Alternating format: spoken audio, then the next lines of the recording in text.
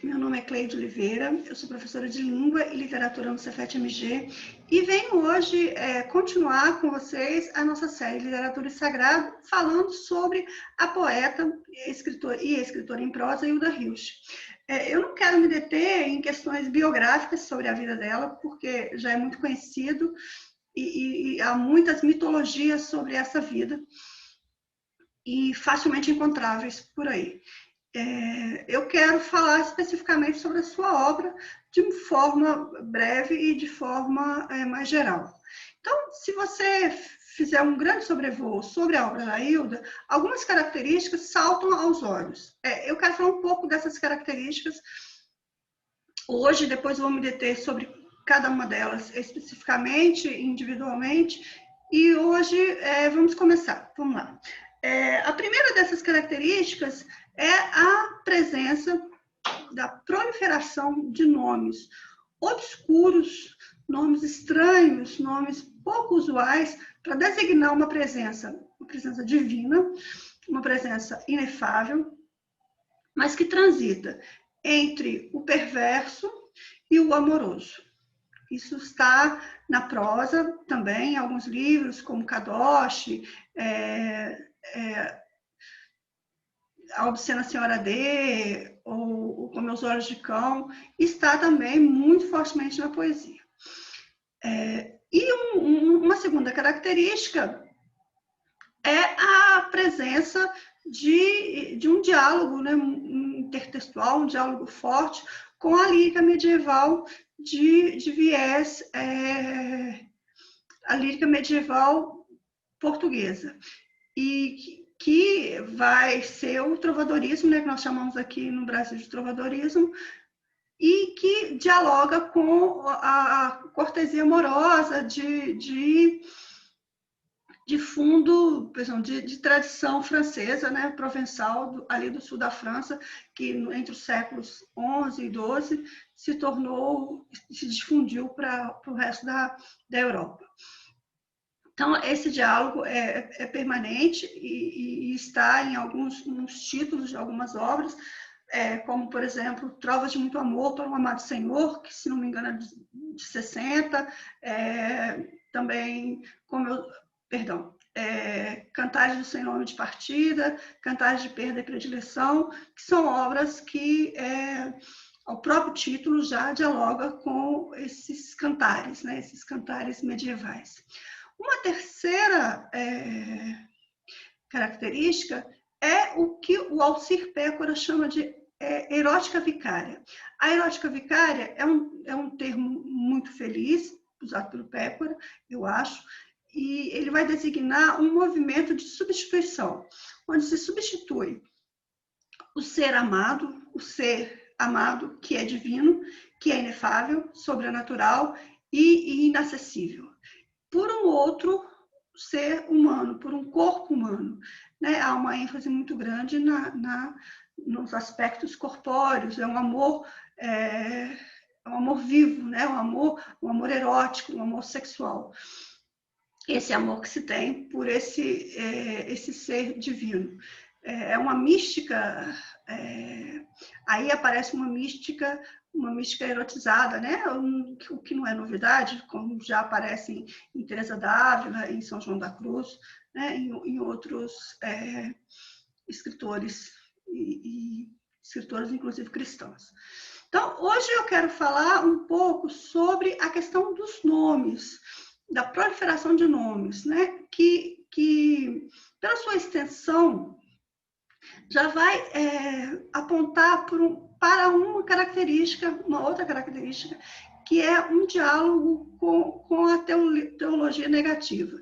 Por quê? Porque esses nomes, eles tentam designar, circunscrever, nomear um ser divino, ao qual nenhum nome cabe. Então, a teologia negativa, ela é uma contraparte da teologia catafática, que é a teologia positiva, né, a teologia da afirmação. A teologia negativa é aquela onde desiste-se da nomeação positiva do divino em prol de um processo, né? Eu acho que um processo é uma boa palavra, um processo de profunda negação. Então, Deus não é isto, aquilo outro. Ele não não se designa o que ele é, mas designa-se o que ele não é. E nesse movimento de negação encontra-se alguma coisa que resta, né? Alguma coisa que resta, um isto sem nome ao qual vai se adorar. E uma outra característica, ainda falando sobre os nomes, né, sobre esses nomes e sobre o modo como eles aparecem, nomes que são obscuros, nomes que são estranhos, mas que designam uma presença também obscura, uma presença que não se mostra não se mostra próxima, não se mostra aberta ao clamor do ser humano.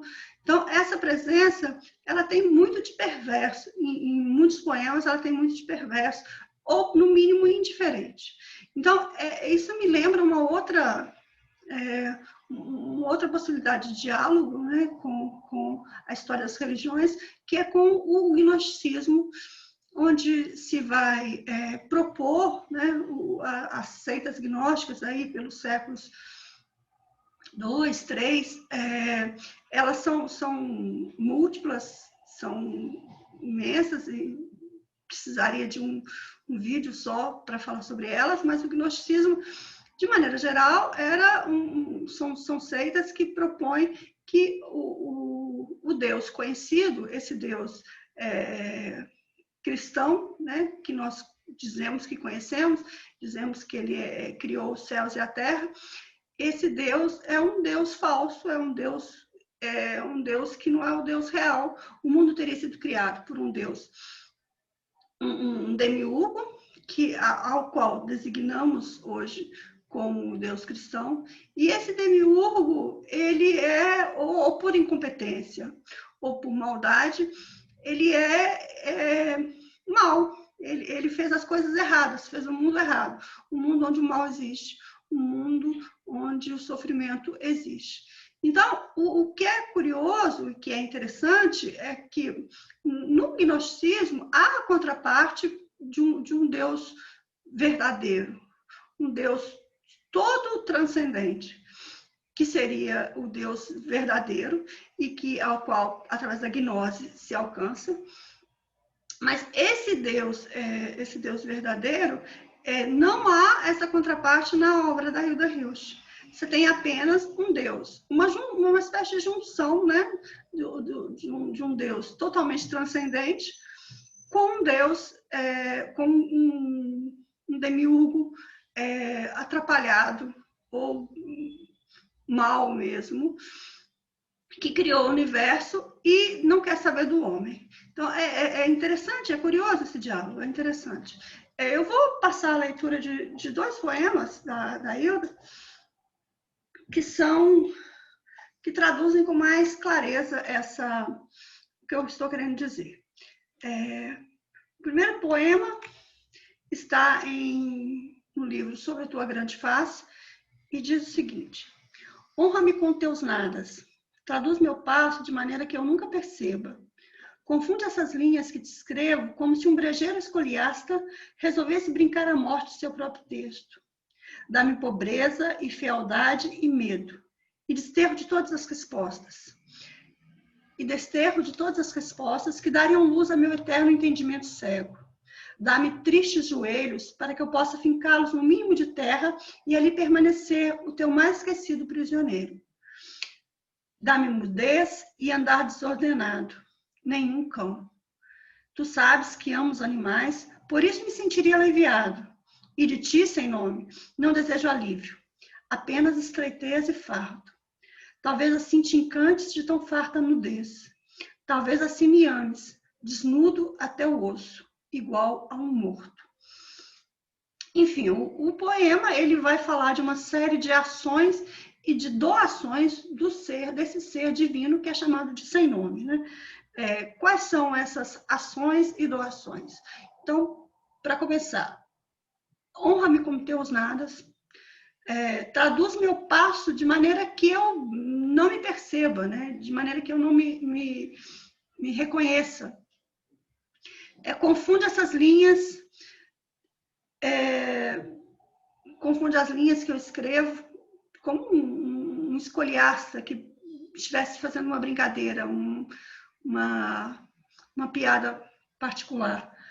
Dá-me, e são as ações, e as doações. Dá-me pobreza, fealdade, medo, desterro de todas as respostas, quer dizer, não há respostas. Dá-me tristes joelhos, dá-me mudez e andar desordenado. E dá-me nenhum cão. Porque o cão seria um consolo, já que o sujeito lírico ama os animais. E aí a grande constatação que é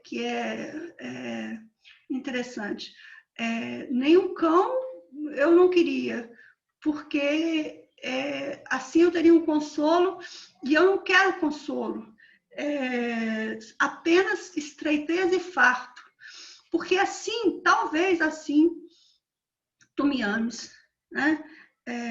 Assim, a textual, o poema diz, talvez assim te encantes de tão farta nudez. Então, essa farta nudez que foi construída durante o poema, o texto, é aquela que vai ser uma estratégia de sedução para o ser divino, para esse ser que se chama sem nome. Talvez com essa farta nudez conquistada por essa série de ações e de doações desse ser divino, o sem nome poderia amá-lo. É um poema muito, muito interessante, muito bonito para pensar esse Deus,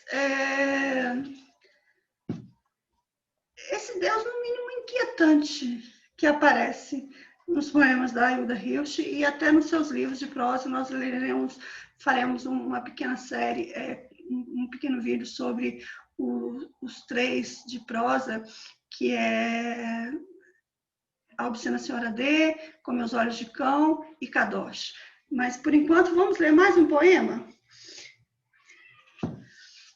Agora é um poema pequenininho. De poemas malditos, gozosos e devotos. O título desse livro já é um achado, já é uma coisa. Poemas malditos, gozosos e devotos. Todos os 21 poemas desse livro são interpolações a um Deus ausente. Um Deus ausente e talvez displicente em relação a seus seguidores. Vamos lá, o poema 2. Rasteja e espreita, levita e deleita, é negro com luz de ouro, é branco e escuro, tem muito de foice e furo. Se tu és vidro, é punho, estilhaça, é murro. Se tu és água, é tocha, é máquina poderosa se és rocha, um olfato que aspira teu rastro, um construtor de infinitudes gastas. É Deus, um sedutor nato. Então, esse poema é a designação de uma característica importante do ser divino. Deus é um sedutor. Deus quer nos seduzir. Mas é como se ele não se importasse depois. É como se ele fosse uma espécie de Dom Juan, que não apenas conquista e não cuida do ser amado.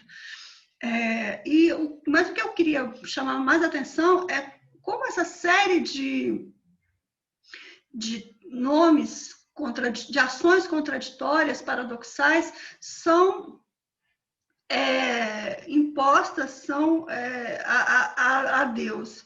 Então, ele rasteja e espreita, levita e deleita. Ele rasteja e levita ao mesmo tempo. É negro, mas tem luz de ouro. É branco e escuro. E, além dessas características que vão ser que estão no âmbito do paradoxal, do oposto, né? São características opostas, como, por exemplo, branco e escuro. Ele também tem as atitudes desse ser divino são atitudes violentas, né? Atitudes violentas como, por exemplo, se tu és vidro, ele é punho, ele estilhaça, é murro. Se tu és água, ele é tocha. Se és rocha, ele é máquina poderosa que destrói. Então, há esses dois movimentos. De um lado, um ser designado com adjetivos opostos, adjetivos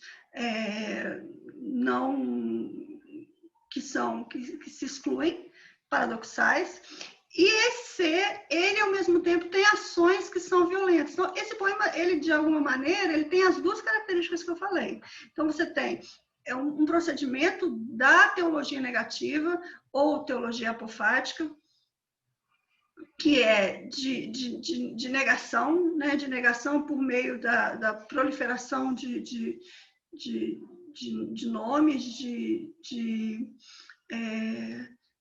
características. Então, ele tem essa negação e tem também uma característica tem a característica de conferir ao ser divino muito de uma violência intrínseca em relação intrínseca que será exercida em relação ao ser humano, ao ser não o ser humano, mas ao ser amoroso, muito obrigada. A gente continua no próximo encontro.